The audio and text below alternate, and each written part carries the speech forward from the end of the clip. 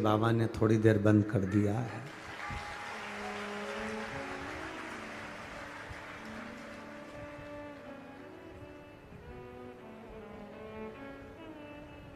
बारिश के लिए लोग कहते हैं कि बारिश बरसो,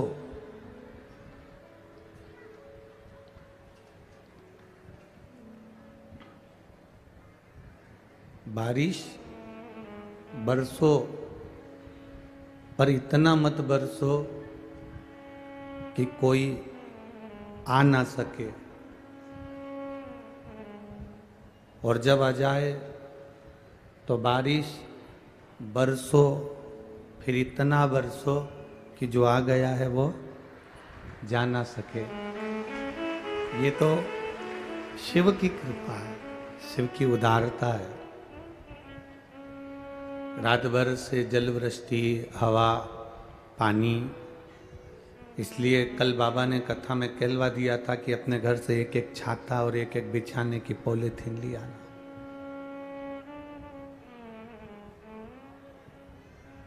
श्री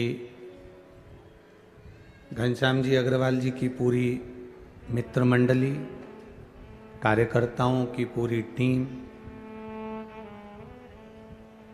जो बिना स्वार्थ के अगर किसी नेता के घर में अगर कोई कार्यकर्ता काम करता है तो उसका स्वार्थ होता है। किसी सेठ के घर में अगर कोई कार्यकर्ता कार्य करता है तो उसका स्वार्थ होता है। पर शिव महापुराण की जो कथा होती है, इसमें जितने कार्यकर्ता सेवा करते हैं इनका कोई स्वार्थ नहीं होता, इनका केवल भक्ति का स्वार्थ होता है। इनको किसी से कोई मतलब नहीं है, इनको केवल देवाधिदेव महादेव से मतलब है, भगवान शिव की अविरल भक्ति से मतलब है, भगवान शंकर के गुणगान से मतलब है।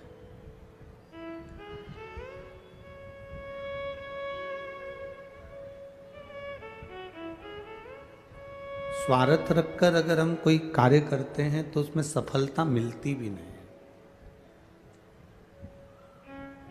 स्वार्थ से हटकर हम जब भगवान का भजन करें, स्वार्थ से हटकर जब हम भगवत कीर्तन करें तो उसमें कुछ ना कुछ अच्छा हमको मिलता ही है।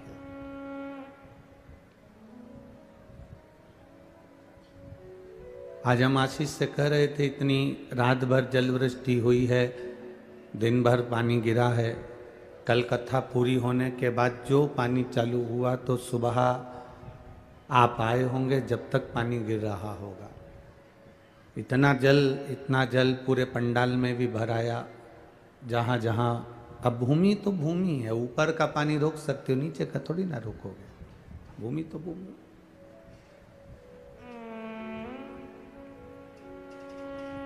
पर पता नहीं तुम लोगों को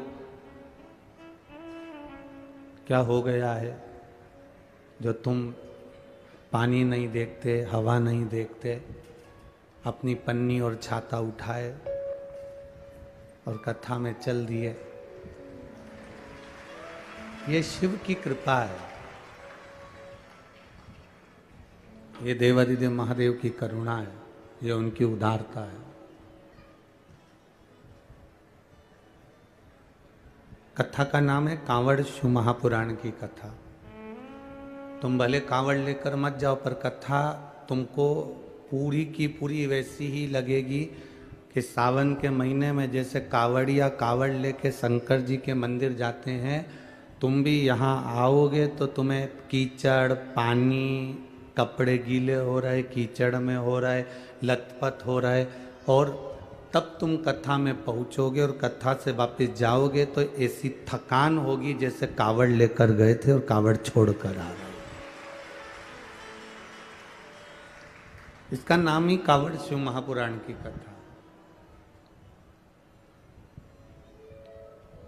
और इस कथा के माध्यम से हमने कल कथा में जाना त्रिजटा का चरित्र, जिसने राक्षसी होकर भी भगवान शिव का धाम काशी पाया।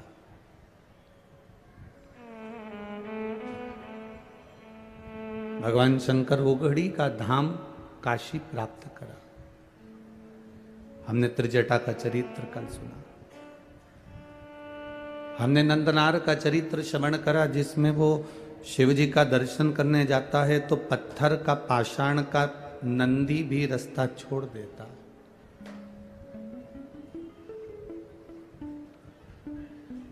हमने लंकाधीपति रावण के इस पावन चरित्र को भी श्रवण किया कि वो शिव की भक्ति को प्राप्त कर लेता।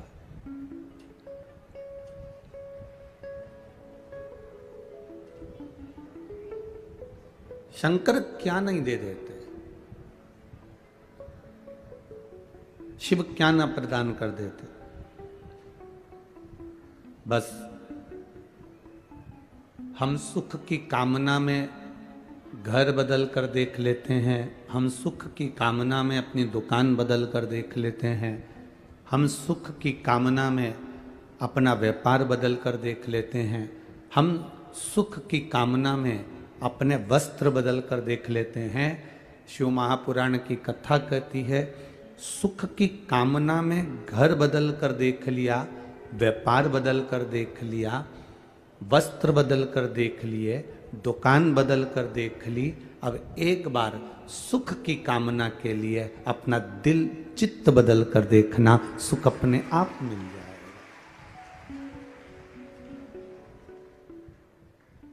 ये मकान नहीं फल रहा, हमने मकान चेंज कर दिया। ये दुकान नहीं फल रही, हमने दुकान चेंज कर दी। ये व्यापार नहीं फल रहा, हमने व्यापार चेंज कर दिया। हम सब कुछ बदल कर देख लिए, तो एक बार अपना मन भी तो बदलो कि आखिर हमारे भीतर ऐसी क्या आसक्ति है, हमारे भीतर ऐसी कौन सी तृष्णा है, हमारे भीतर ऐसा कौन सा लोभ क्या समा गया है जिसके कारण हम भगवान के पास नहीं जा पा रहे।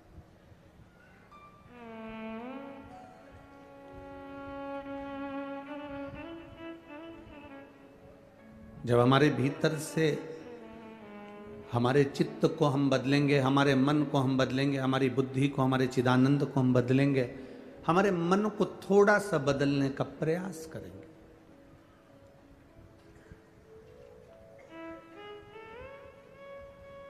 भगवान से दुनिया के लोग सब शिकायत करते हैं, पर आज तक ऐसा व्यक्ति नहीं मिला जिसने भगवान से एक शिकायत करी हो कि तूने मुझे बुद्धि कम दी है। तुम्हारे यहां कोई मिला हो तो बता देना ऐसा, जिसने कभी भगवान के सामने जाकर कहा हो कि तूने मुझे बुद्धि कम दी है।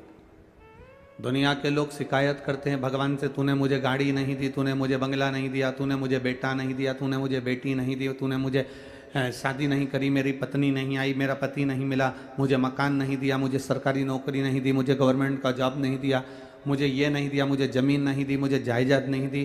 दुनिया के लोग भगवान से शिकायत करते हैं कि तूने मुझे ये नहीं दिया। आज तक ऐसा शिकायत करने वाला पूरी दुनिया में नहीं मिला जिसने भगवान से कहा हो कि तूने मुझे बुद्धि कम दी, क्योंकि सब अपने आप को श्रेष्ठ बुद्धि वाला मानते हैं, कोई अपने को बुद्धि में कमजोर नहीं मानता।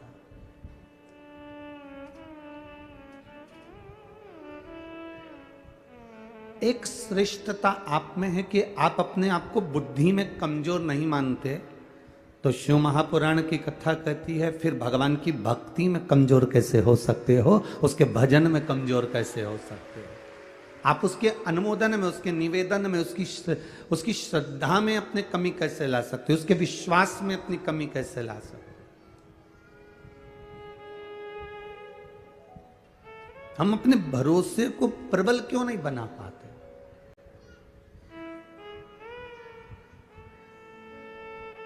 जिस दिन हमारा भरोसा, हम हमारी दृढ़ता परमात्मा के भरोसे पर छोड़ देते हैं, वो कहते हैं ना, दो तरह के लोग होते हैं, कोई ईश्वर के लिए, भगवान के लिए सब कुछ छोड़ देता, दो तरह के लोग होते हैं, जो एक भगवान के लिए सब कुछ छोड़ देता है और दूसरा वो जो भगवान पर सब कुछ छोड़ देता। अब दोनों का नाम आप बोलिएगा, पहला कौन व्यक्ति कौन है? दो तरह के लोग हैं। पहला कौन सा? जो भगवान के लिए, बोलो जम के बोलो, सब कुछ छोड़ दे। कई लोग कहते हैं हमने घर छोड़ दिया, हमने ये परिवार छोड़ दिया, हमने रिश्ते छोड़ दिए, भगवान के लिए हमने अपना मकान छोड़ दिया, भगवान के लिए हम जंगल में जाकर बैठ गए, भगवान के लिए हमने वानप्रस्थ धारण कर लिया, भगवान के लिए हमने भोजन छोड़ दिया, भगवान के लिए हमने खाना पीना छोड़ दिया, भगवान के लिए हमने सब सुख छोड़ दिया। कई लोग मिलते हैं जो कहते हैं, दो तरह के लोग होते हैं, एक भगवान के लिए, ईश्वर के लिए सब कुछ छोड़ देते हैं, और दूसरा वो होता है जो ईश्वर पर सब कुछ छोड़ देता है। इसमें सबसे प्रबल कौन सा है? इन दोनों में श्रेष्ठ कौन सा है? चलो बोलो रे छत्तीसगढ़ वालों, तिलदानेवरा वाले, बोलो जरा, दोनों में श्रेष्ठ कौन सा है? पहला है भगवान के लिए सब कुछ छोड़ देना, और दूसरा है भगवान पर सब कुछ छोड़ देना। अब आपके हिसाब से श्रेष्ठ कौन सा है, पहला कि दूसरा? दूसरा। बस आपके लिए ताली बजा लो कि आज आपने श्रेष्ठता का निर्णय दिया। ये आपके लिए है।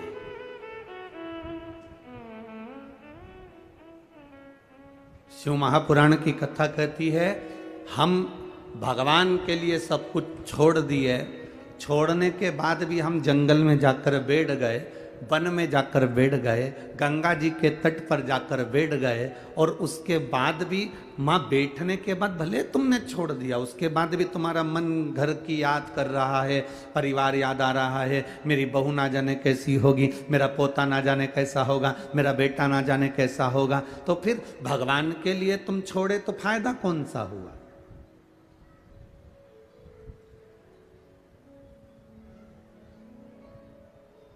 हमने पहले भी कथा में कहा, संत बनना सरल, साधु बनना सरल, तपस्वी बनना सरल, सन्यासी बनना सरल, गंगा जी के घाट पर बैठकर तप करना सरल, नर्मदा जी के तट पर बैठकर भगवान की भक्ति करना सरल, यमुना जी के घाट पर रहकर भजन करना सरल, सरयू के घाट पर बैठकर तप करना सरल, पर सबसे ज्यादा कठिन है घर में रहकर, परिवार में रहकर उनका भरण पोषण करते हुए भगवान का भजन करना, यह कठिन है।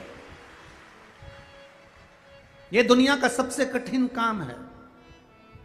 हमने कभी नहीं कहा कि आप अपनी नौकरी छोड़ दो, कथा में आकर बैठ जाओ। हमने ये नहीं कहा कि तुम तुम्हारी दुकान बंद कर दो, कथा में आकर बैठ जाओ। आज तक इस व्यासपीठ ने ये नहीं कहा कि तुम तुम्हारा परिवार छोड़ दो, कथा में आकर बैठ जाओ। ये व्यासपीठ हमेशा कहती रही, अपनी नौकरी करो, अपनी चाकरी करो, अपना व्यापार करो, अपना व्यवसाय करो, पर उस व्यापार को, उस व्यवसाय को, उस नौकरी के साथ में इतना सा समय जरूर निकालना कि तुम्हारे मुख से श्री शिवाय नमस्तुभ्यम निकल जाए, तुम्हारे मुख से राम नाम कृष्ण नाम निकल जाए, तुम्हारे मुख से भगवान का भजन निकल जाए। क्यों? नौकरी करते, व्यापार करते, तनख्वाह लाते, तुम जितनी कमाई करोगे अपनी बीवी और बच्चों के लिए करोगे, तुम जितना कमाओगे अपने परिवार के लिए कमाओगे, तुम जितनी मेहनत करोगे अपने परिवार के लिए करोगे, अपने परिवार को देने का प्रयास करोगे। और तुमने जो बीमा इकट्ठा करा है, पैसे जोड़ जोड़ कर जो तुमने इकट्ठा करा बीमा, तुम्हारे मरने के बाद भी मिलेगा तो तुम्हारे परिवार को मिलेगा।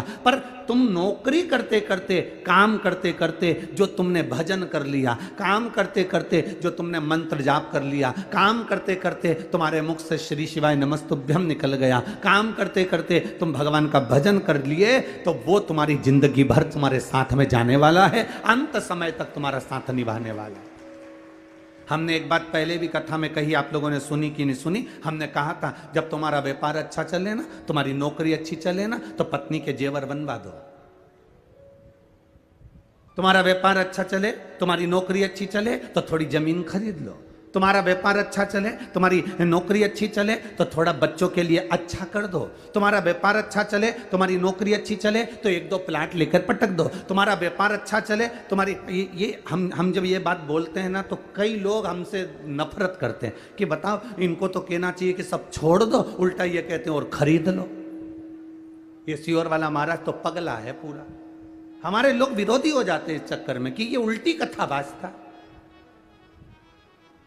हमारा निवेदन है, जब तक तुम्हारा व्यापार अच्छा चले, तुम्हारी नौकरी अच्छी चले, पत्नी के जेवर बनवाओ, बच्चों की एजुकेशन कराओ, अच्छे कपड़े दिलाओ, प्लाट खरीद लो, जमीन खरीद लो, मकान बना लो। चलती हुई नौकरी में, चलते हुए व्यापार में तुम अपने परिवार के लिए सब कुछ करो, पर इतना याद रखना, जैसे चलती हुई नौकरी में जेवर बनाओगे चल जाएगा, चलती हुई नौकरी में, चलते हुए व्यापार में जमीन खरीद लोगे तो पैसा दिल आ जाएगा, उसी तरह इस चलती हुई श्वास में भगवान का भजन कर लोगे तो जीवन सार्थक हो जाएगा। चलते चलते चलने दो, काम करते रहो, नाम जपते रहो, पार कर देगा वो भी कभी ना कभी। चलती नौकरी में दुकान, चलती नौकरी में व्यापार, चलती नौकरी में जमीन जायदाद सब करो तो हाथ पैर चल रहे हैं, तब तक भगवान का भजन भी करो। शरीर चल रहा है तब तक भगवान का भजन भी करो।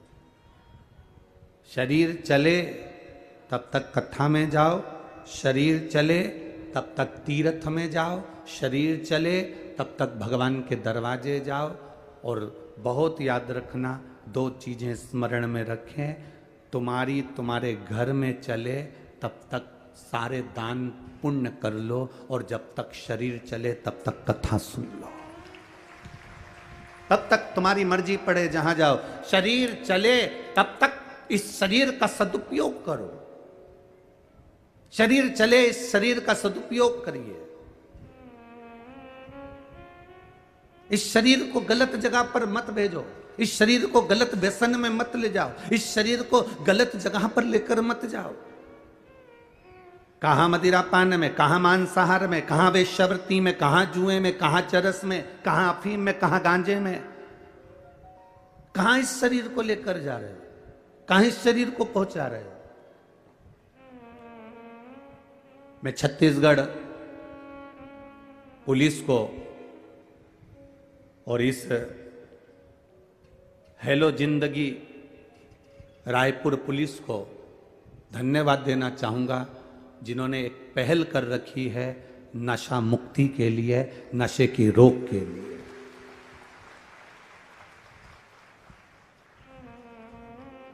प्रेरणा देते हैं, ये अपनी ड्यूटी कर रहे हैं, अपनी नौकरी कर रहे हैं। और मैं कहना चाहूंगा कि केवल छत्तीसगढ़ रायपुर की पुलिस को देखकर पूरे भारत देश की पुलिस को ही अपनाना चाहिए कि पुलिस का कर्म करते करते भी एक नशा मुक्ति का एक अलग लक्ष्य लेकर चलना चाहिए, जिससे भारत की भूमि की माताएं स्वतंत्र रूप से आनंद के साथ अपने घर में रह सके।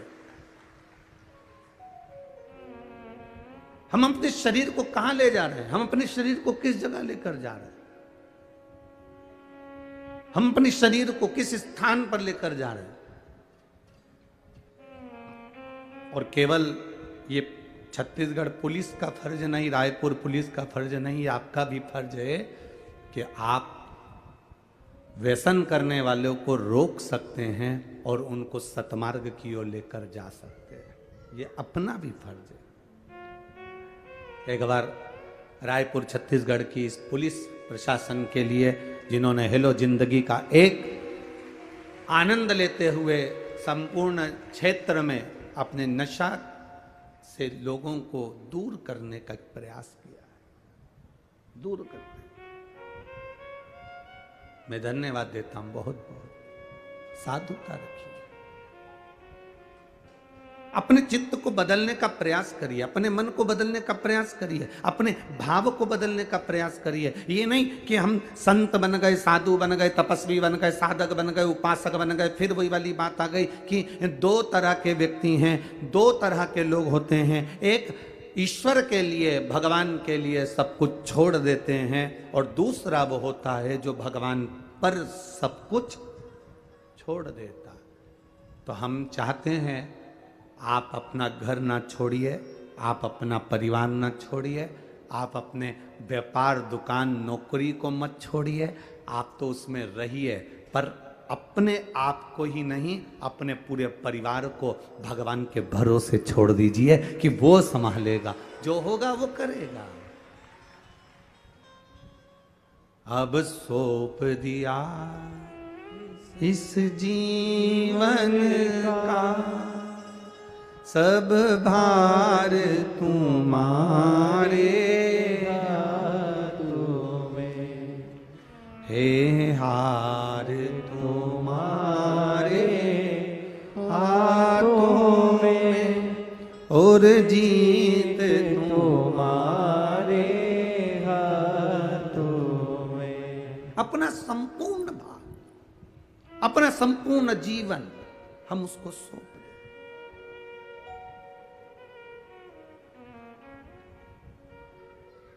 अपने संपूर्ण जीवन को हम परमात्मा पर सौंप दें।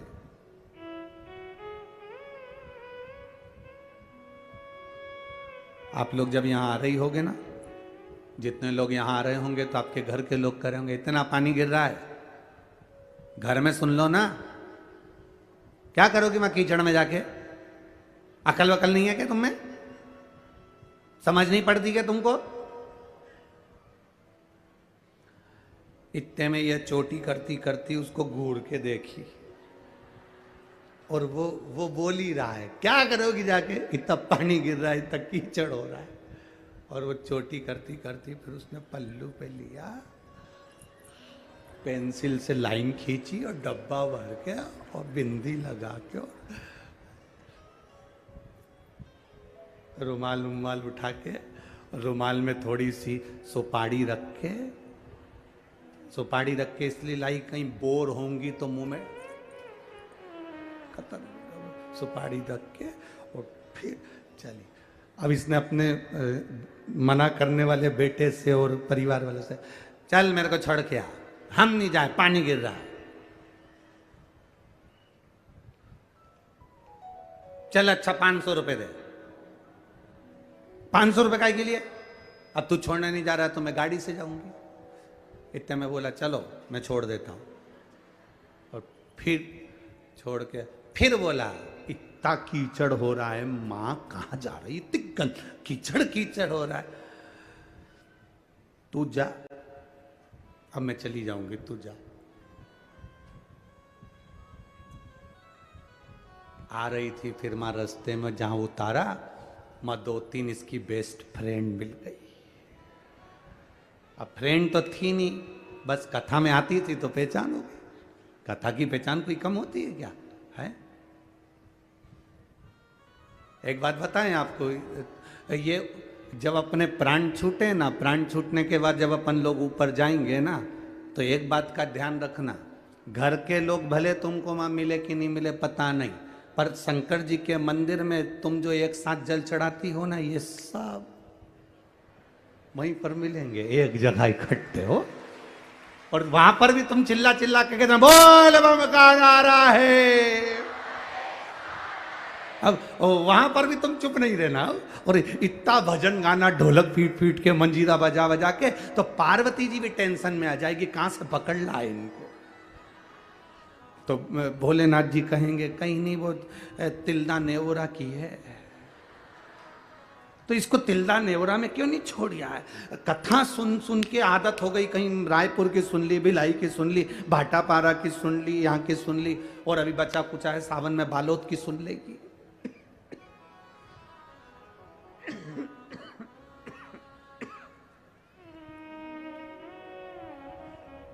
अभी बचा कुचा है तो बालोद की सुन लेगी।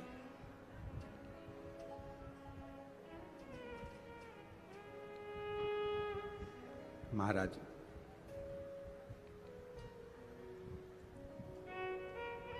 भजन का जो बल है वो सबसे प्रबल बल है। भजन के बल के आगे सारा बल फीका है।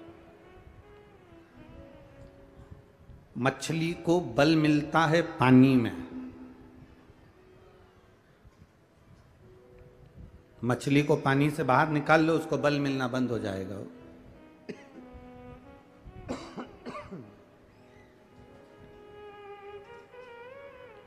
मछली को पानी में से बाहर निकालो, उसको बल मिलना खत्म हो जाएगा। मछली को बल मिलता है पानी में, शेर को बल मिलता है वन में, जंगल में। शेर अगर शहर में आ जाए तो उसको बल नहीं मिलेगा। शेर अगर वन में है तो उसको बल मिलेगा। मछली जल में है तो उसको बल मिलेगा। और भक्त शिव की शरण में है तो उसको बल मिलेगा, ये निश्चित है। मछली को बल मिलता है जल में, शेर को बल मिलता है वन में, और भक्त को बल मिलता है भगवान की शरण में। भगवान की शरण में अगर आप गए हो, आपके रोज जाने पर, प्रतिदिन जल चढ़ाने पर, प्रतिदिन भगवान का भजन करने पर, प्रतिदिन एक बेलपत्र देवाधिदेव महादेव को समर्पित करने पर बल प्राप्त हो, बल मिलता है।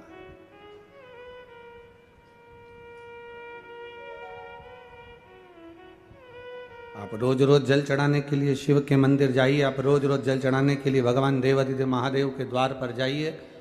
आपको लोग कहेंगे कहाँ जा रहे हो, क्या मिल रहा है वहाँ जाने से, क्या प्राप्त हो रहा है आपको वहाँ जाने से।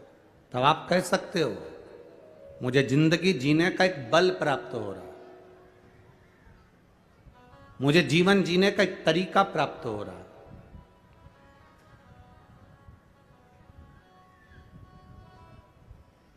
मैं जाती हूं, मेरे मन को अच्छा लगता है, मैं जाती हूं, मेरे चित्त को अच्छा लगता है। और यही तो हृदय की शांति है, यही तो हृदय का सुख है। शिव कथा कह रही है, मकान बदल लिया, व्यापार बदल लिया, व्यवसाय बदल लिया, दुकान बदल ली, कपड़े बदल लिए, सब बदल कर देख लिया। शिव पुराण कहती है अब एक बार अपना मन बदलो। मन से मतलब है अभी तक जो तुम कर रहे थे उसको भगवान के भरोसे छोड़कर करो।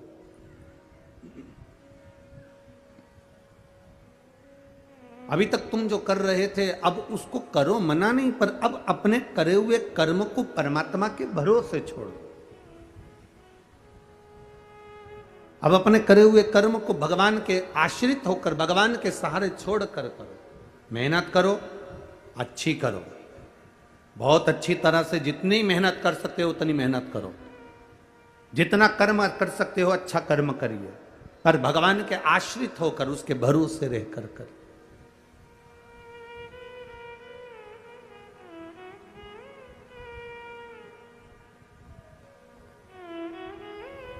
अपनी जिंदगी में कोई कर्म ऐसा कर कर जाऊं कि बाद में लोग याद रखें। एक बार ब्रह्मा जी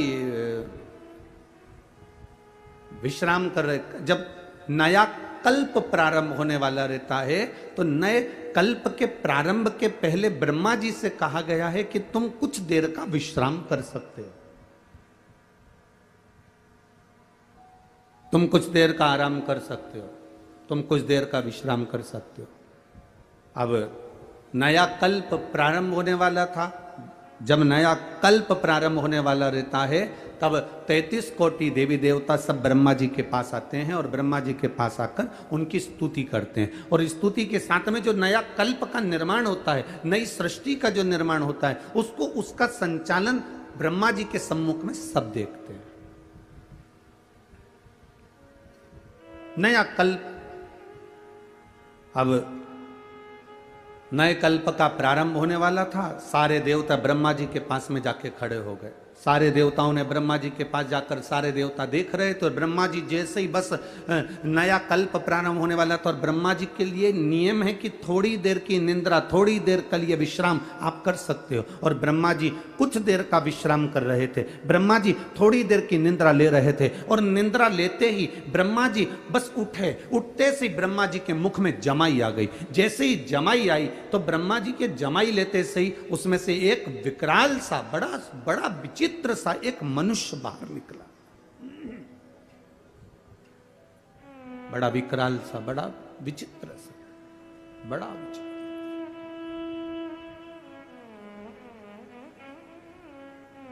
एक मनुष्य बाहर निकला, प्रकट हुआ,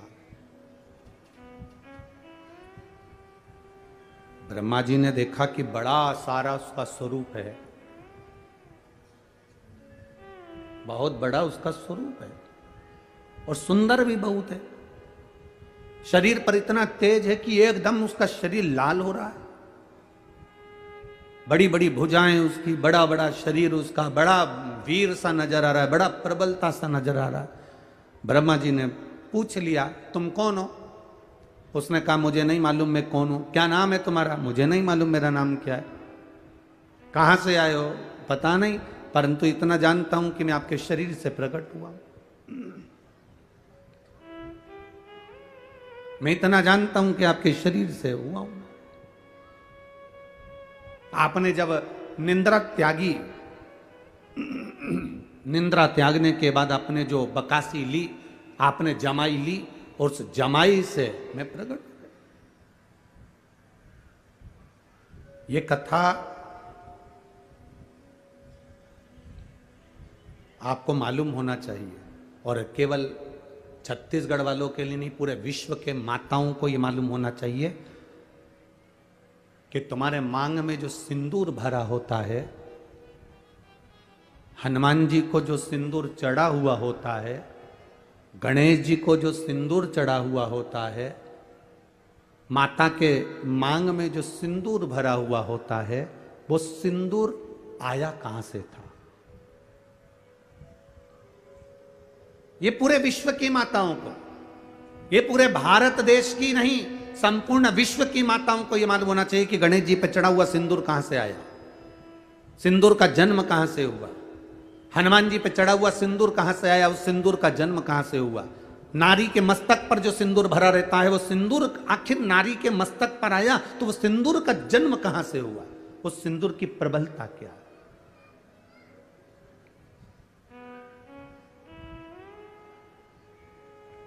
उसको ज्ञात होना चाहिए। अब कल्प की शुरुआत है और कल्प की शुरुआत में ब्रह्मा जी के मुख से एक व्यक्ति ने, एक मानव ने, एक विचित्र सा मानव उसके उनके मुख से जमाई लेने पर प्रकट हो गया।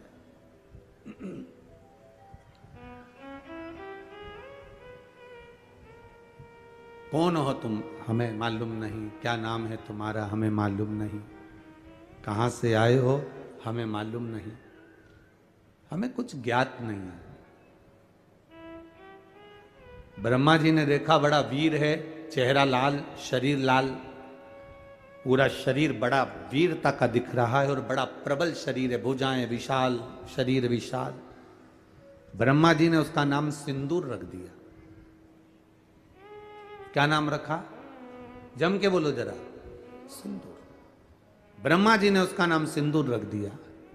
अब सिंदूर रखा तो उसने, ब्रह्मा जी ने प्रसन्न होकर उसको वर देना प्रारंभ कर दिया कि सिंदूर, तुम दिखने में भी सुंदर हो, वीर भी हो, प्रबल भी हो, तो हम तुम्हें वर देते हैं कि तुम जगत में वीरता के रूप में रहोगे, प्रबल रहोगे, तुम्हारी भुजाओं का बल प्रबल रहेगा, तुम्हारे भीतर एक तेज हमेशा भरा रहेगा, तुम्हारे तेज को देखकर स्वयं यम के दूत भी डरेंगे। ब्रह्मा जी कह रहे हैं तुम्हें बल इतना दे दिया, तुम्हारी मर्जी पड़े तुम वहां रह सकते हो, पूरी सृष्टि, पूरा ब्रह्मांड तुम्हारे लिए है, तुम कहीं पर भी अपना राज्य बसा सकते हो, तुम कहीं पर भी रह सकते हो। हमारा वर तुम्हें देते हैं, तुम कभी क्षय नहीं होगे, मरोगे नहीं।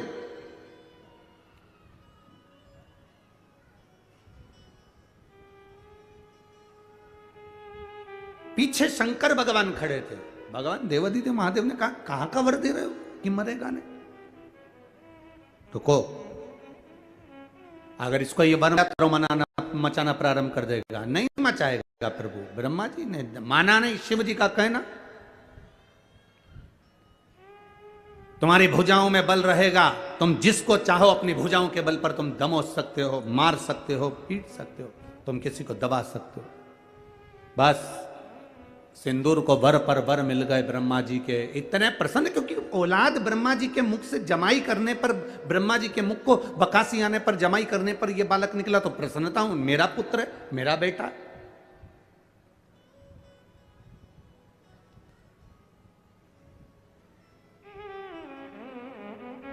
बेटे को लायक बनाओ, मना नहीं है। बेटे को खूब पढ़ाओ, मना नहीं है। बेटे को लायक बनाओ, मना नहीं है।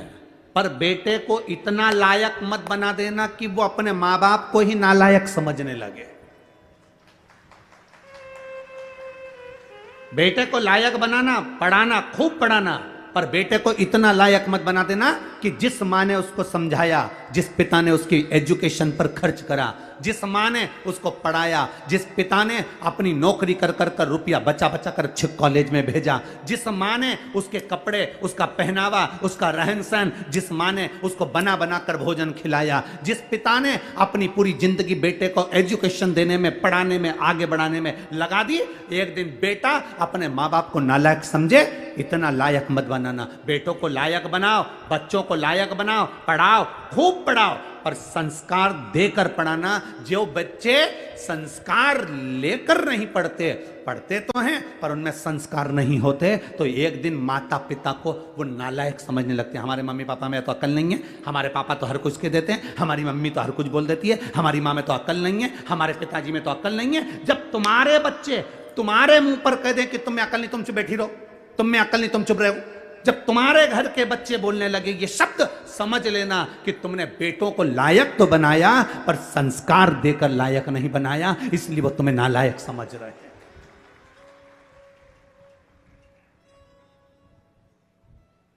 खूब पढ़ाओ, हम मना नहीं करेंगे, जितनी तुम्हारी कैपेसिटी है उससे ज्यादा पढ़ाई है, जितनी तुम्हारी कमाई है उससे ज्यादा खर्च कर कर बेटों को उज्जवल भविष्य बनाइए।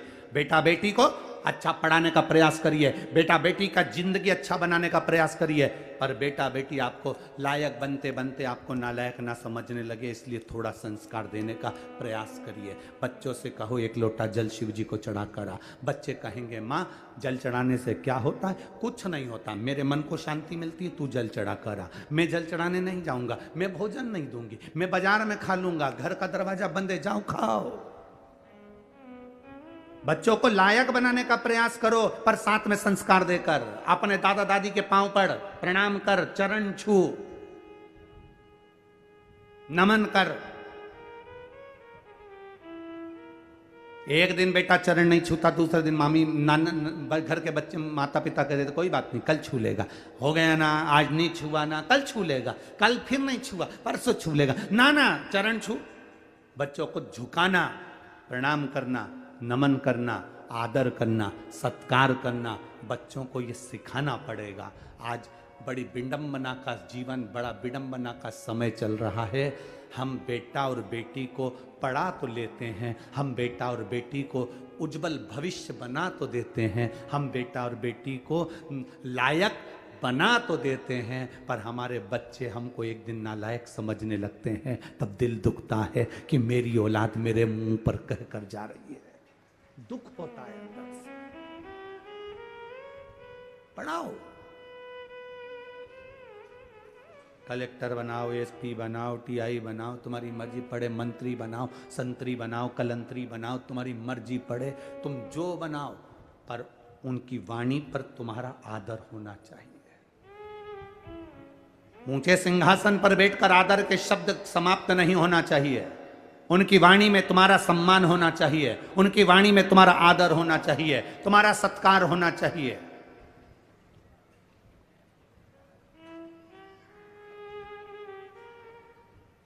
अरे बेटा एडीलैंड में, बेटी है न्यूयॉर्क।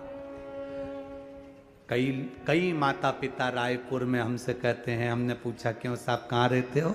बस गुरुजी आपकी जो कथा हो रही ना उसके पास में हमारी बिल्डिंग है, हम वहीं सी सेक्टर में रहते हैं। अच्छा सी सेक्टर में कौन सी? तो का बस 8वें मंजिल पर, चौथे मंजिल पर हमारा फ्लैट है। हमने कहा कौन कौन घर में? मेरा बेटा तो वहाँ है और मेरी बेटी वहाँ है। बेटा एडीलैंड में, बेटी है न्यूयॉर्क। और ब्राइट बच्चों के लिए हुआ बुढ़ापा डार को काका क्या करोगे, ये रुपया कहाँ धरोगे। बेटा बाहर बेटी बाहर। तो हमने कहा तुम कौन कौन हो? बस हम दोनों पति पत्नी। कहाँ रह रहे हो? फ्लैट में रह रहे हैं। अच्छा तो तुम दोनों अपने बेटा बेटी के पास क्यों नहीं चले जाते? बस अब विचार तो करा है पर बेटे के यहाँ एक बार गए थे तो अब वहां पर हमारा मन नहीं लगा तो हम वापिस आ गए। बेटी के यहाँ वहां भी मन नहीं लगा तो हम वापिस आ गए। तुम जब बीमार पड़ते होगे तकलीफ होती होगी, शरीर में कष्ट होता होगा, या तुम्हारे घर में मेहमान आते होंगे तो सामान कौन ला कर देता है? तो मैं डॉक्टर को दिखाने कौन जाता है? तो कहती है हमारे पड़ोसी बहुत अच्छे हैं, उनका बेटा है ना, उनकी बेटी है ना, हमको गाड़ी में बिठाकर वो तुरंत डॉक्टर को दिखाने चले जाते हैं। हमने कहा फिर एक काम करना, फ्लैट भी पड़ोसी के बेटे को देकर जाना।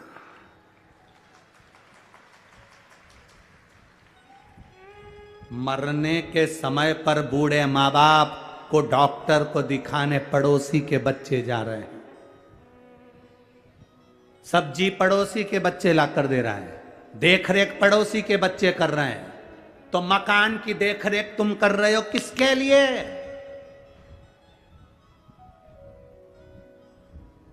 किसके लिए? आसक्ति नहीं जा रही। हमने कहा एक काम करो न, जब पड़ोसी का बच्चा इतना कर रहा है तो एक काम कर दो, उसको थोड़ा बहुत तो अपनी प्रॉपर्टी दे। अरे गुरुजी कैसे लेके जाना?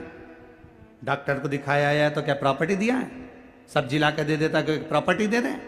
तो तुम्हारे बेटे तुमने बड़े करे थे तुम्हारी सेवा के लिए, वो तुम्हारी सेवा नहीं कर रहे, तो तुम किसके भरोसे?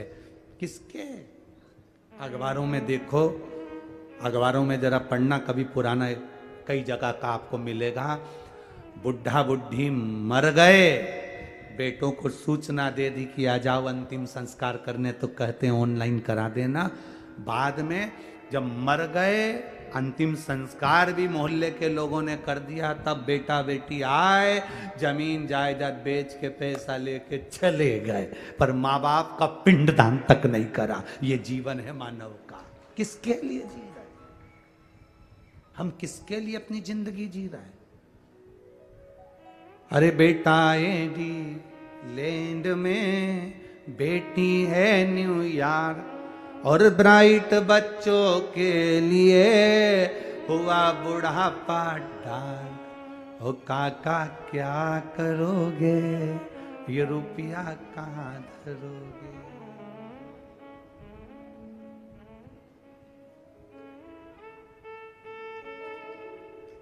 केवल ऑनलाइन बच्चों से प्रेम हो गया, ऑनलाइन प्रेम। बच्चे वहां बैठे हैं, 2 साल में 4 साल में एक बार आते हैं और माता पिता खुश होकर कहते हैं मेरे बच्चे को समय नहीं मिलता, इतना व्यस्त इतना व्यस्त इतना व्यस्त, मेरे बच्चों को समय नहीं मिलता, मेरे बच्चों को तो समय नहीं मिलता। मेरा बेटा तो वहां है, मेरी बेटी तो वहां, मेरा बेटा तो वहां, मेरी बेटी। एक चरित्र आता है, एक माँ कुएं से पानी भर रही थी, उसके साथ में 4 माताएं खड़ी थी। एक माँ बोली, बेटा जा रहा था, हाथ हिलाकर बोला माँ हाय। स्कूल जाते जाते मेरी माँ ने कहा मेरा बेटा सीबीएसई कोर्स से पढ़ाई कर रहा है। दूसरा बेटा जा रहा था, माँ को हाथ हिलाकर बोला माँ जा रहा हूं, जा। मेरा बेटा अंग्रेजी स्कूल में पढ़ रहा है।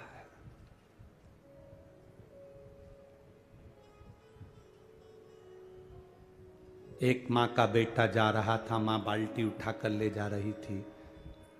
बेटे ने कहा रुक माँ, पहले मैं बाल्टी घर रख कर आता हूँ फिर जाऊंगा। माँ कहती है मेरा बेटा सरकारी स्कूल में पढ़ रहा है। ये मेरा बेटा है जो सरकारी स्कूल में पढ़ रहा है। अंग्रेजी स्कूल में पढ़ाओ, सीबीएसई कोर्स से पढ़ाओ, एक से बढ़कर एक स्कूल में पढ़ाओ, पर अपने बच्चों को संस्कारवान बनाने का जवाबदारी तुम्हारी है।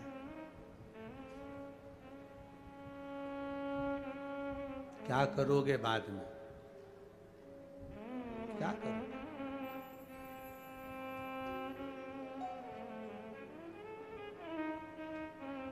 अगर स्नेहवश कोई जवाबदारी आपके जीवन में अपने बच्चों पर नहीं छोड़ी है तो वो बच्चे आपको भी नहीं कुछ प्रभाव दे पाएंगे।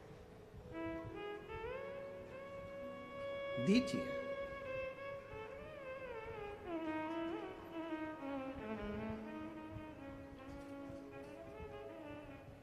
अपने बच्चों को प्रबल बनाने के साथ में हम कहें लायक बनाओ, पर आपको नालायक ना समझे वो।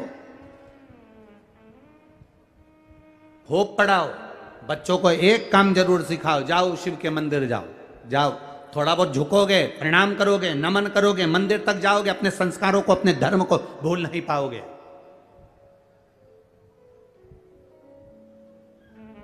जिस बेटे को भगवान ब्रह्मा जी ने वर दे दिया, जिस बेटे को सब कुछ दे दिया, ब्रह्मा जी प्रसन्न होकर मेरा बेटा मेरा बेटा मेरा बेटा करके सब कुछ दे दिया ब्रह्मा जी ने, पूरे वर पूरे आशीर्वाद जो दे सकते थे बेटे को दे दिया, सारे वर सारे आशीर्वाद ब्रह्मा जी ने अपने पुत्र सिंदूर को दे दिए, सारे वर। मेरी जीजियों, ब्रह्मा जी जैसी गलती मत करना।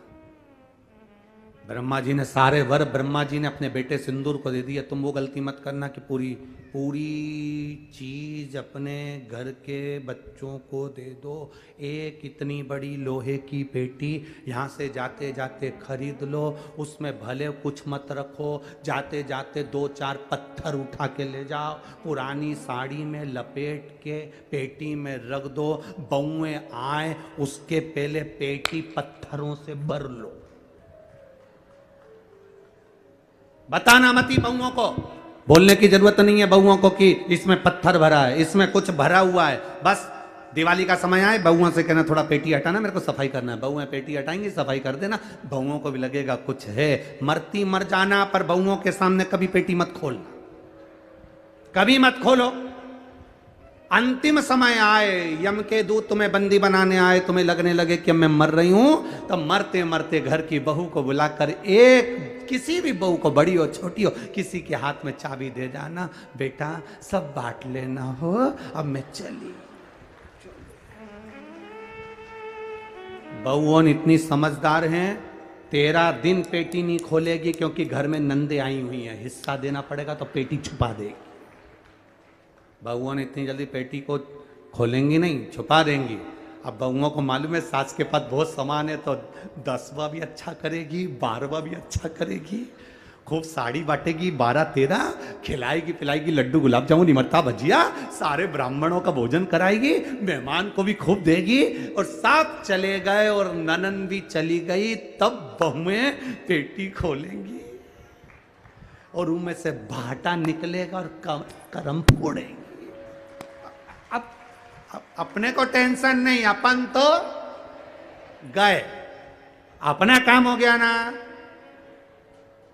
ब्रह्मा जी जैसी गलती मत कर देना कि पूरे बार एक साथ दे दिया, आयुष्मान भव, चिरंजीवी भन, यशवान भव, ये भी दे दिया वो भी दे दिया। ऐसी गलती मत कर देना, थोड़ा ना थोड़ा अपना बुढ़ापा निकालने के लिए कमर में खोस के रखो, थोड़ा ना थोड़ा। एकदम ब्रह्मा जी ने सब दे दिया, सब ब्रह्मा जी ने दे दिया।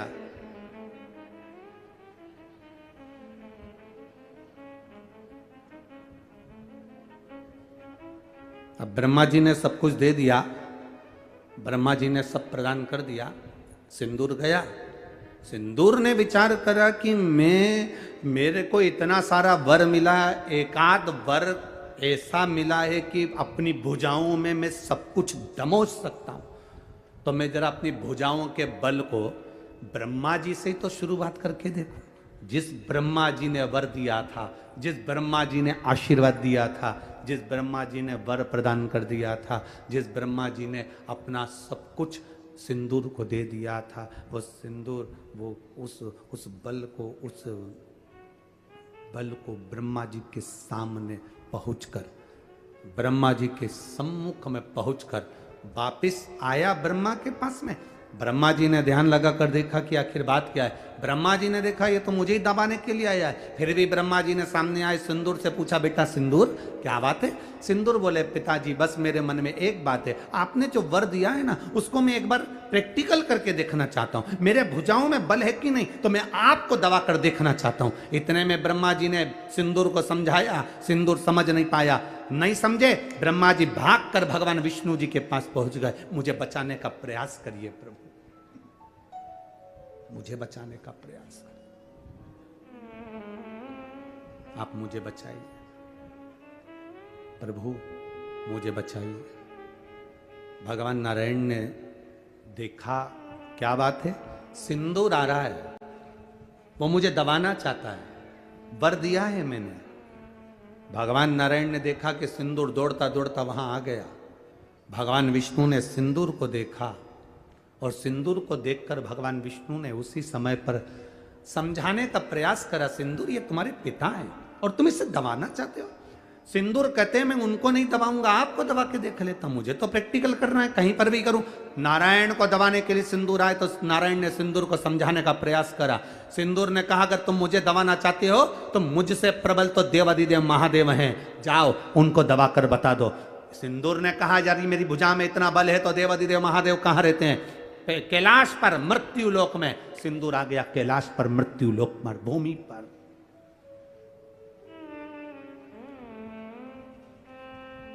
मृत्यु लोक की धरा पर, यह पृथ्वी पर, कैलाश पर आया सिंदूर। सिंदूर जैसे ही कैलाश पर आया, आते से सामने से मां के केश खुले हुए थे, पार्वती जी के केश खुले हुए। मां बड़ी सुंदर, मस्तक पर बिंदी कुंकू की लगी हुई है, रौली की बिंदी है मां के मस्तक पर, नैनों में सुरमा है मां के, लाली होठों पर लगी है मां के, केश खुले हुए हैं मां के। जो सिंदूर ने माता पार्वती जी का दर्शन किया, जो सिंदूर ने मां जगत जननी का दर्शन किया, बस भोलेनाथ जी के पास तो बाद में गया, पहले माता पार्वती जी का हाथ पकड़कर खींचकर अपने साथ ले जाने लगा। जगत जननी के शब्द की गूंज पड़ी, शब्द की गूंज। नारी जब चीखती है, नारी जब चीखती है, उसकी चीख सुनकर जो उसका साथ दे देता है, परमात्मा भी उसको वर दे देता है, परमात्मा भी वर दे देता है। दो लोगों ने चीख सुनी थी नारी की। एक चीख माता सीता का जब हरण हुआ तो माता जानकी जी चीख दी, रावण जब खींच कर ले जाने लगा, जानकी जी चीखी, जटायु ने सुना। सुनते से जटायु ने आकर रावण के साथ में युद्ध किया, सीता को बचाने का प्रयास किया। चीख सुनकर सीता को बचाने का प्रयास किया। भले जटायु खुद मर गया, पर राम जी की गोद उस जटायु को मिल गई, क्योंकि सीता की चीख सुनकर उसको बचाने का प्रयास करा। और दूसरी चीख थी द्रौपदी की। द्रौपदी चीख रही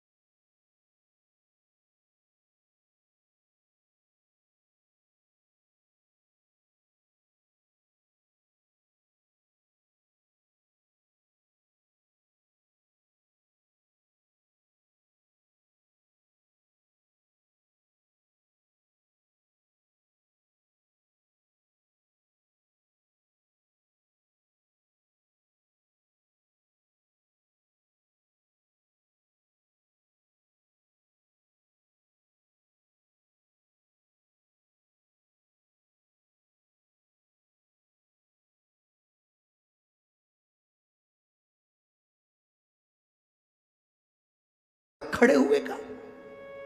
और बेटी चीख रही है, उसको पत्थर से मारा जा रहा है, उसको चाकू से गोपा जा रहा है, और तुम देख रहे हो।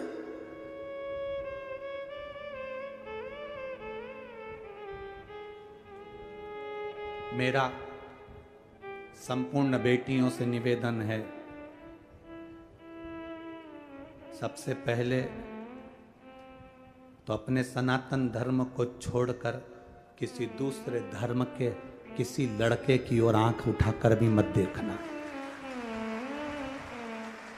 अपने सनातन धर्म के और देखिए, सनातन धर्म में ब्राह्मण भी है, क्षत्रिय भी है, वैश्य भी है, शूद्र भी है, पर दूसरे की ओर निगाह उठाकर मत देखिए। और याद रखो, अगर भूलवश तुम उस ओर चले भी गई हो ना, तो निवेदन है, शंकर जी से प्रार्थना करूंगा कि तुम्हारी बुद्धि जल्दी ठीक हो और तुम वापिस अपने सनातन धर्म की ओर अग्रण्य हो, वापिस अपने सनातन धर्म की ओर अग्रण्यता हो। कहां सीता जी चीखी तो जटायु ने बचाया, तो राम जी की गोद मिली।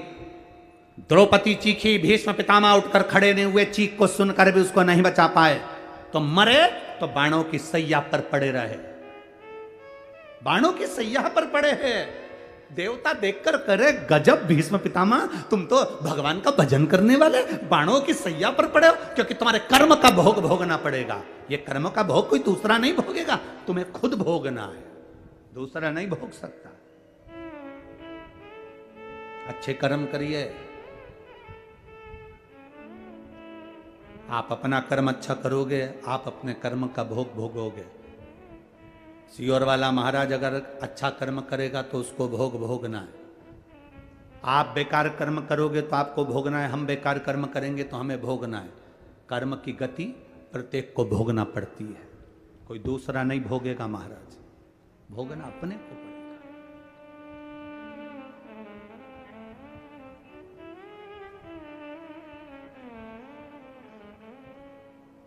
पार्वती मैया ने हाथ पकड़ा, सिंदूर ने मां जगत जननी जगदम्बा का, जगत धात्री दुर्गा का हाथ पकड़कर जब खींच कर ले जाने लगा, मां चीख पड़ी, पार्वती मां चीखी।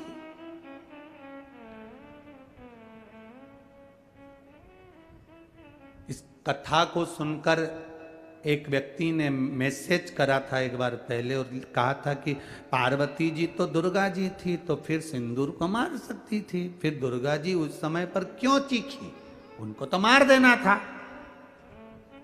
पत्नी के, स्त्री के, नारी के कई रूप होते हैं।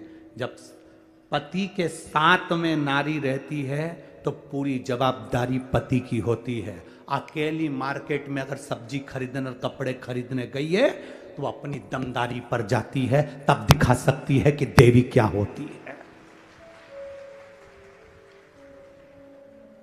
बच्चा भी ऐसा ही होता है, बच्चे की आदत होती है, अकेला बच्चा कहीं से गिर गया ना, तुरंत कपड़े झाड़ कर खड़ा हो जाता है। और बच्चा अगर माँ के साथ चल रहा है और गिर गया ना, तो 25 बार रोता रहता है, लग गई लग गई लग गई, क्योंकि जब तक माँ उसको ना संभाले, जब तक माँ उसको प्रेम ना करे, जब तक माँ उसको गले से ना लगाए, जब तक माँ उससे लाड़ ना लड़ाए, जब तक माँ उसको एक टॉफी ना दे दे, तब तक वो रोता ही रहेगा, भले उसको ना लगी है। बच्चे की आदत होती है, बच्चा माँ है तो बड़ी सी टेबल पे से कूद जाएगा, माँ है तो कहीं से भी कूद जाएगा, क्योंकि मेरी माँ मुझे संभाल लेगी। ऐसे ही पत्नी, ऐसी नारी, ऐसी स्त्री होती है जो पति के साथ रहे, पति के साथ बैठी है, पति के सम्मुख में है, तो नारी सोचती है मैं क्यों जवाब दूं, जवाब दे ये।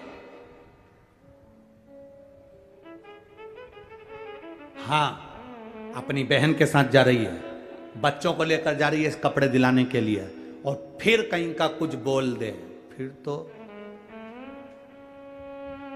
तेरे भक्त जनों पे माता पीर पड़ी है भारी, और दानव दल पे टूट पड़ी मां करके इतने में फिर कहीं का किसी ने कुछ बोल दिया, तो ये इधर आ रे, इधर आ, तेरे घर में माँ बेटी नहीं है क्या जो मुझे घूर कर देख रहा है?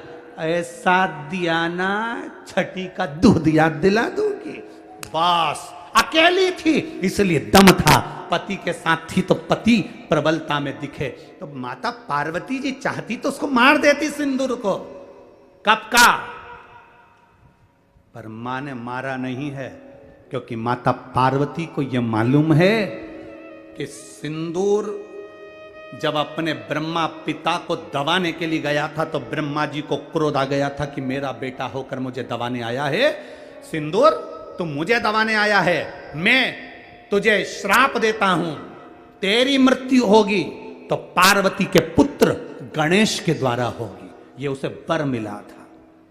तो पार्वती जी को मालूम है कि फालतू में अपनी एनर्जी खत्म करने से कोई मतलब नहीं है, मरेगा तो मेरी औलाद से ही मरेगा, तो काय को फालतू का टेंशन ले अपन।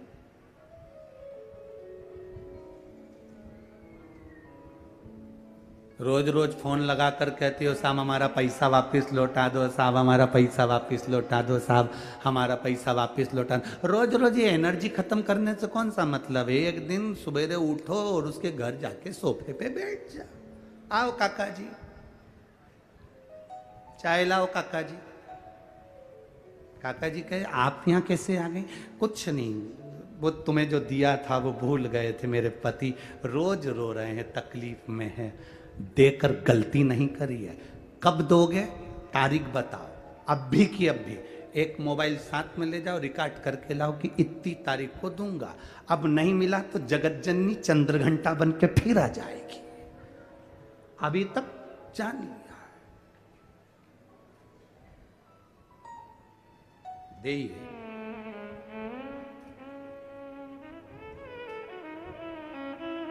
पार्वती जी सिंदूर को मार सकती थी, नहीं मेरा पुत्र मारेगा, मेरा बेटा मारेगा। देखो हाथ पकड़ा, चीखी मां, आवाज लगाया, शिव जी को क्रोध आया, शंकर भगवान दौड़ कर आए और शिव जी दौड़ कर आकर तुरंत त्रिशूल उठाकर सिंदूर की छाती पर दिया। पर वर था कि मरेगा पुत्र के द्वारा, शिव नहीं मार सकते। छाती पर दिया, लात मारी, दूर जाकर फिकाया। सिंदूर को लगा मेरा बल कम हो गया, यह कोई साधारण नहीं है। ब्रह्मा जी ने और भगवान विष्णु ने कहा था वो देव अधिदेव महादेव हैं, उसके सामने लोगों का बल कम हो गया। बस सिंदूर ने सोचा युद्ध करने से कोई मतलब नहीं है, पार्वती जी का हाथ छोड़ा, सिंदूर चला गया। समय आया, माता पार्वती जी स्नान करने गईं, तन पर उपटन लगाया था। उपटन किस चीज का था? चंदन का उपटन पार्वती जी ने लगाया था, अबीर गुलाल का उपटन पार्वती जी ने लगाया था ना। शिव महापुराण कहती है पार्वती जी ने गोबर का उपटन लगाया था, इसलिए शरीर में से जब गोबर को निकाला गया था तो एक गणेश जी बने थे जिनका नाम था गोबर गणेश। गोबर गणेश आज भी विवाह में, शादी में, बड़े कार्यक्रम में पीतल की मूर्ति नहीं रखी जाती है। आपके छत्तीसगढ़ में रखते हो तो बात दूसरी है, पर हमारे यहां तो आज भी शादियों में, बड़े बड़े फंक्शन में, मंडप के नीचे, कहीं विशेष फंक्शन में काय के गणेश जी बनते हैं? जम के बोलो जरा, गोबर के गणेश, मट्टी के गणेश, गोबर के गणेश बनकर बिठा दो। आज भी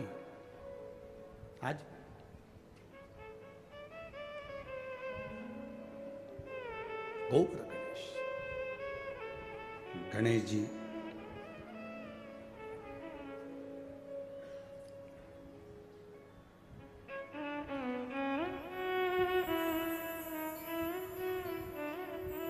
प्रकट हुए।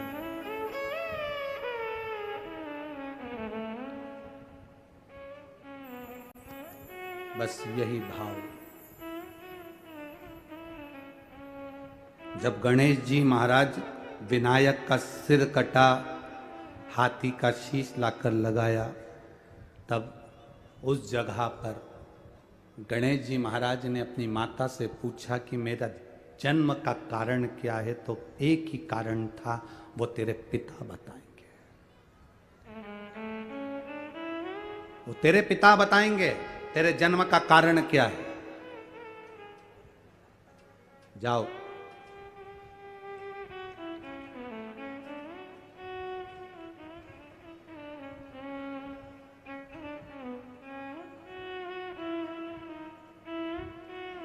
अब मिलने की ललकता जागी, मिलने की। अरे काशी वाले से मिलना बड़ा जरूरी है, ये भीतर की ललकता जागी।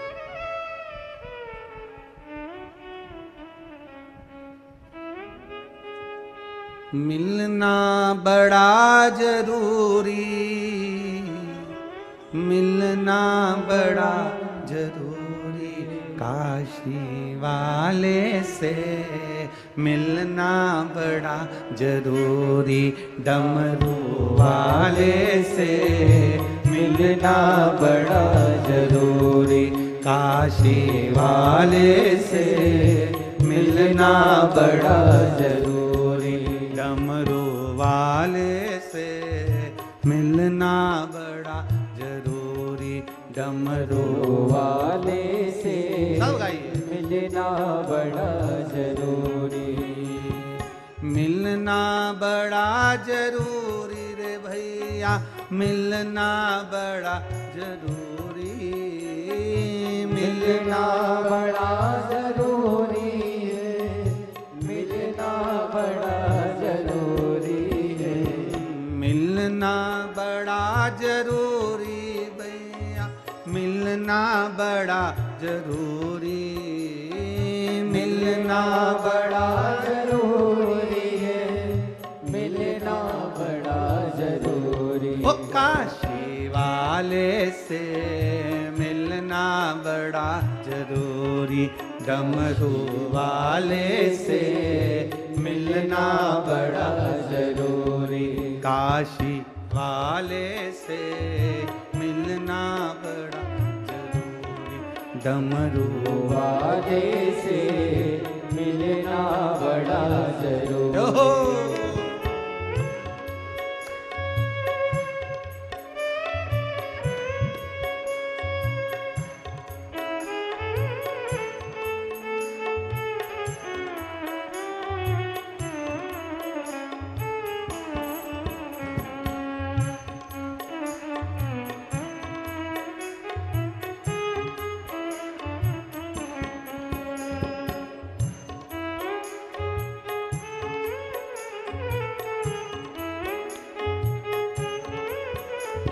पीछे वाले भी बड़े भाव से।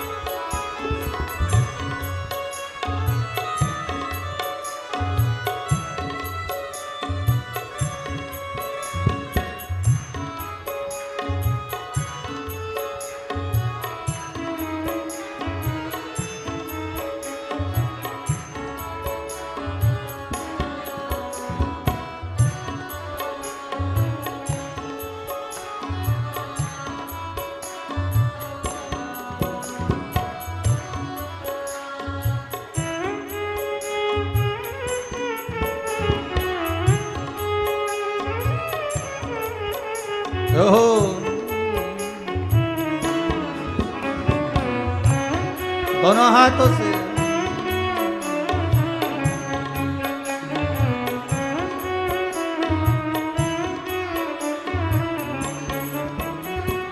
जो में हो होती पवन बसंती झोंका बन के आती, जो में होती पवन बसंती झोंका बन कर आती।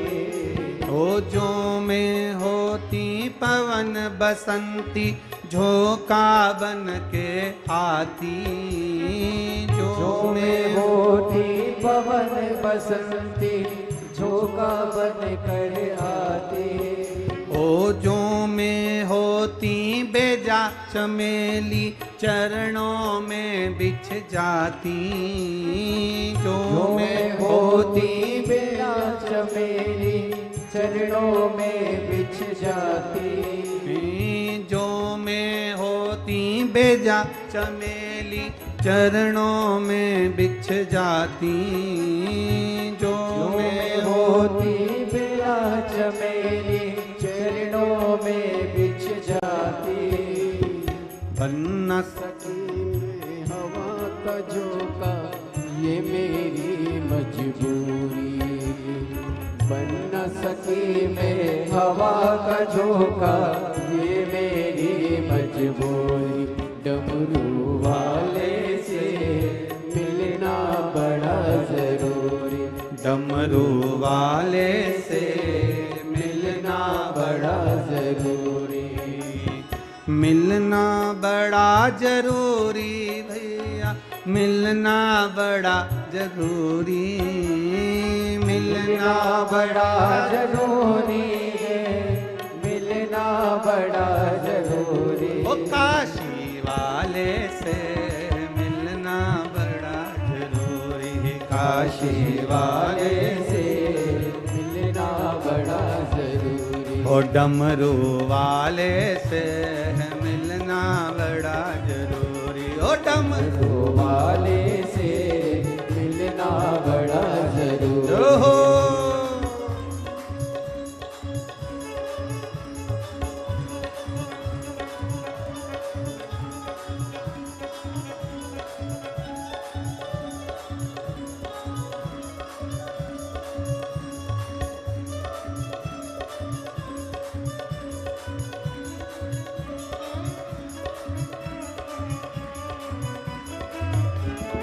बोले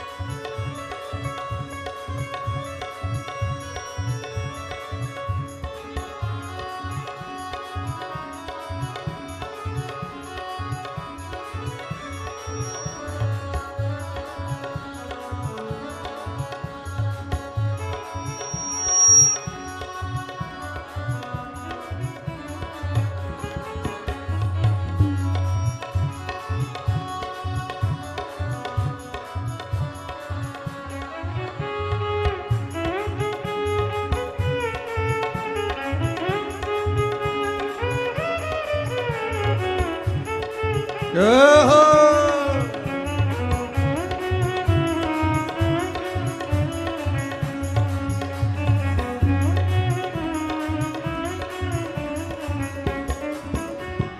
जो में होती कारी बदरिया छम छम नीर बहाती, जो में होती कारी बदरिया छम छम नीर बहाती। ओ जो में होती कारी बदरिया छम छम नीर बहाती, जो में होती कारी बदरिया छम छम नीर बहाती। ओ करज के बरस बरस के तुमको मैं नहलाती, गरज गरज के बरस बरस कर तुमको नित्य नहलाती।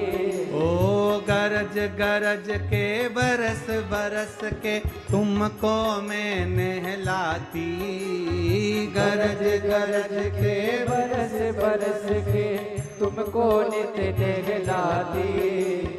बन सकी मैं कारी बदरिया, बन सकी मैं कारी बदरिया, ये मेरी मजबूरी डमरू वाले से बड़ा जरूरी। काशी वाले से मिलना बड़ा जरूरी, डमरू वाले से मिलना बड़ा जरूरी, काशी वाले से मिलना बड़ा जरूरी, मिलना बड़ा जरूरी रे भैया, मिलना बड़ा जरूरी, मिलना बड़ा जरूरी है, मिलना बड़ा जरूरी। ओ मिलना बड़ा जरूरी रे भैया, मिलना बड़ा जरूरी, मिलना बड़ा जरूरी है, मिलना बड़ा जरूरी।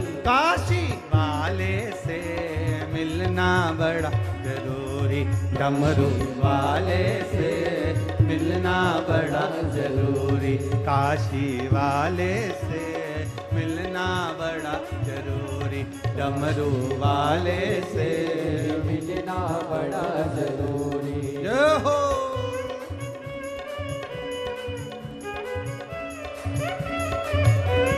शंभू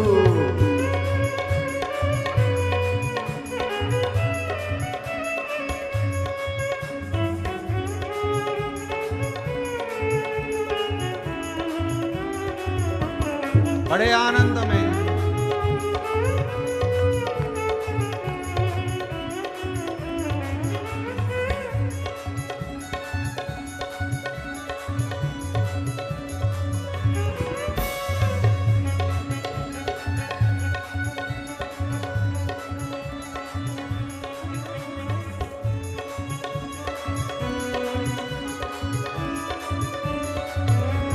हरि बोल।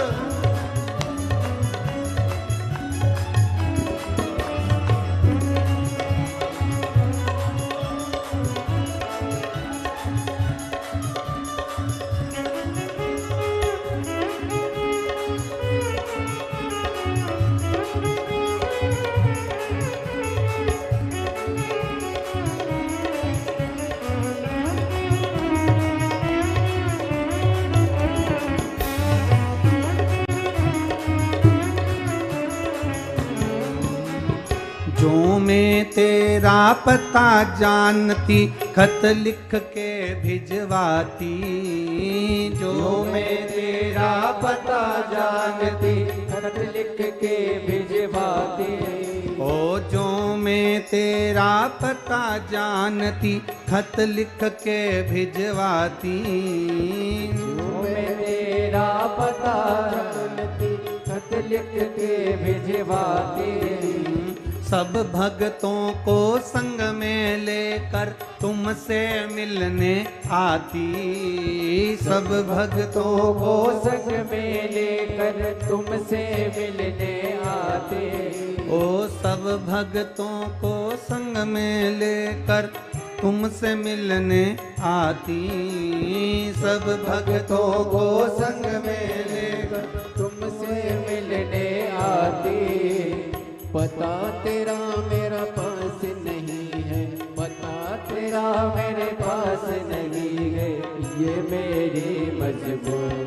ओ काशी वाले से मिलना बड़ा जरूरी, ओ काशी वाले से मिलना बड़ा जरूरी, ओ डमरू वाले से मिलना बड़ा जरूरी, ओ डमरू वाले से मिलना बड़ा जरूरी।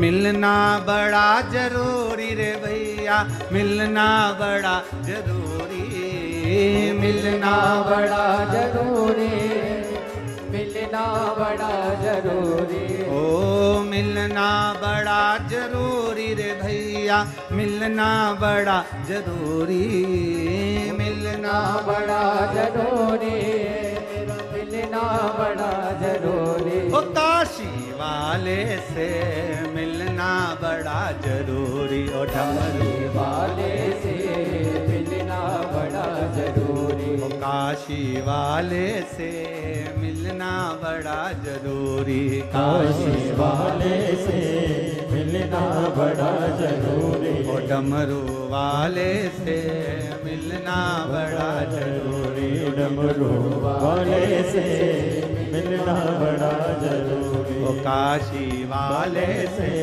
मिलना बड़ा जरूरी, काशी वाले से मिलना बड़ा जरूरी, ओ डमरू वाले से मिलना बड़ा जरूरी, डमरू वाले से मिलना बड़ा हार महादेव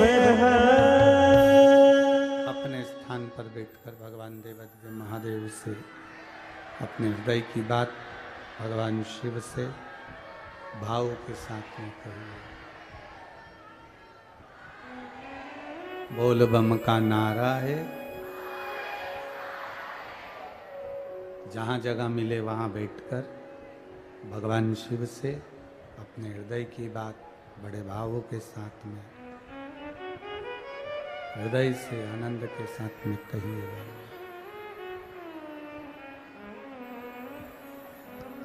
जिस मंत्र को बोलकर, जिस श्लोक को बोलकर, जिस शब्द को बोलने के बाद आपके चेहरे का भी कोई दर्शन कर ले तो हजारों अश्वमेघ यज्ञ का पुण्य फल प्राप्त हो जाता है।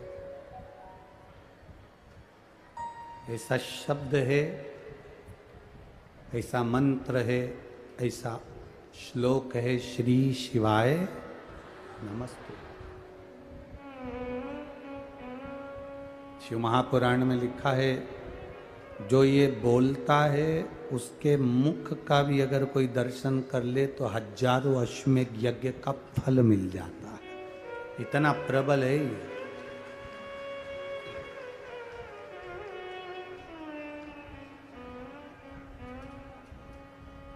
भाव से, दिल से, जहां जगह मिले वहां बैठकर भाव से बाबा से बोलिए, श्री शिवाय नमस्तुभ्यं, श्री शिवाय नमस्तुभ्यं, श्री शिवाय नमस्तुभ्यं, श्री शिवाय नमस्तुभ्यं, श्री शिवाय नमस्तुभ्यं। भोला सब दुख काटो हमारा, ओ भोला सब दुख काटो हमारा। शिव शंकर जपूं तेरी माला, भोले बाबा जपूं तेरी माला, भोला सब दुख काटो हमारा, ओ भोला सब दुख काटो हमारा। वेश मंगल मंगलकारी, वेश है मंगल मंगलकारी, शमशान वासी हमारा शमशान वासी हमारा ओ भोला सब दुख काटो हमारा ओ भोला सब दुख काटो हमारा। शिव कथा कह रही है, भगवान शंकर का संवाद कर रहा है। पार्वती मैया के तन से उपटन से श्री गणेश जी महाराज का प्रागट्य हुआ।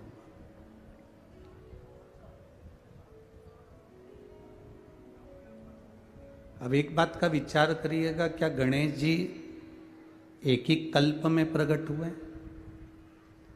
क्या राम जी एक ही कल्प में प्रकट हुए? क्या भगवान कृष्ण एक ही कल्प में प्रकट हुए? क्या भगवान वामन एक ही कल्प में प्रकट हुए? क्या मत्स्य अवतार एक ही कल्प में हुआ है? नहीं, ऐसे ना जाने कितने कल्प निकल गए। उन कल्पों में गणेश जी महाराज का भी प्रागट्य हुआ, उन कल्प में राम जी भी प्रगटे, उन कल्प में भगवान कृष्ण भी प्रगटे, उन कल्प में कई कई बार कितने कल्प निकल गए। ये तो अब हम कह देते हैं, हमने द्वापर की कथा देखी तो कह दिया कि भगवान कृष्ण का ये चरित्र है। त्रेता की कथा का स्मरण किया तो कह दिया राम जी का ये चरित्र। एक जन्म की, एक कल्प की कोई कथा नहीं, या तो विस्तार पुराने कल्पों का भी है। प्रकट हुए और प्रकट होते से ही शिव जी से काशी वाले से मिलना बड़ा जरूरी, डमरू वाले से मिलना बड़ा जरूरी। गणेश जी गए, बाबा को प्रणाम किया, नमन किया। शंकर भगवान ने उनको हृदय से लगाया और हृदय से लगाकर कहा, गणेश जी ने कहा कि मेरे अवतार का कारण, मेरे प्रकट होने का कारण क्या है? तो कहा बस एक कारण है, सिंदूर का वध।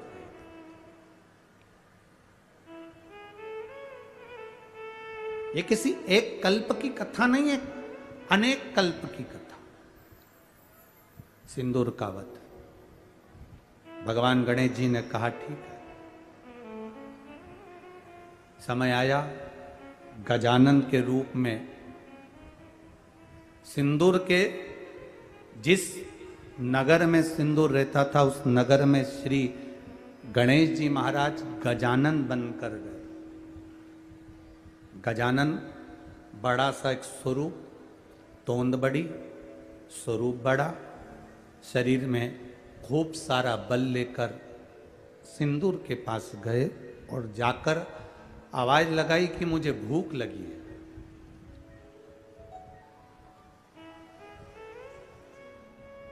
मुझे भूख लगी है, भोजन दिया जाए। सिंदूर अभिमत्ता में था, अहंकार में। उसे अपनी बल का, अपने राज्य का, अपनी सत्ता का, अपने वैभव का बल बहुत था।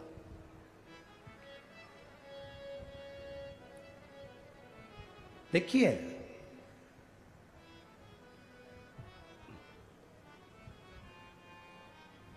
पाप अपने आप हो जाता है, पुण्य अपने आप नहीं होता। पाप और पुण्य में ये बहुत बड़ा अंतर है। पाप और पुण्य के अंदर पाप अपने आप हो जाएगा। झूठ बोल दिया पाप हो गया, गलत कर्म कर दिया पाप हो गया, गलत दृष्टि से देख लिए पाप हो गया, किसी को चाटा मार दिया पाप हो गया, किसी का धन हड़प लिया पाप हो गया, किसी की कोई वस्तु रख ली पाप हो गया। पाप अपने आप हो जाता है, पर पुण्य अपने आप नहीं होता। पुण्य को करना पड़ता है, पाप को करना नहीं पड़ता। पाप अपने आप हो जाएगा।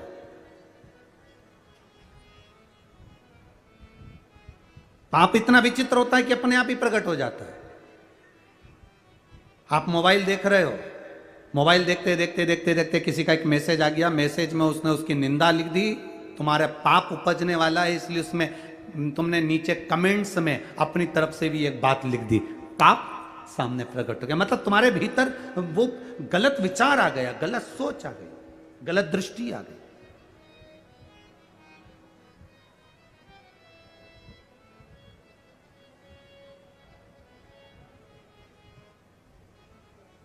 पाप अपने आप हो जाता है, पर पुण्य अपने आप नहीं होता, पुण्य को करना पड़ता है।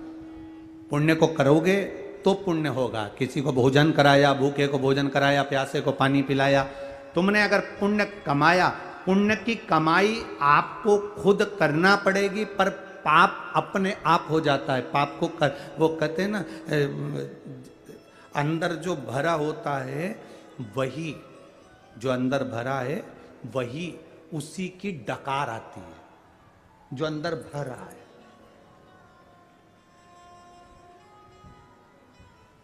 अब तुम एक प्रैक्टिकल करके देखना। अब इसको प्रैक्टिकल करना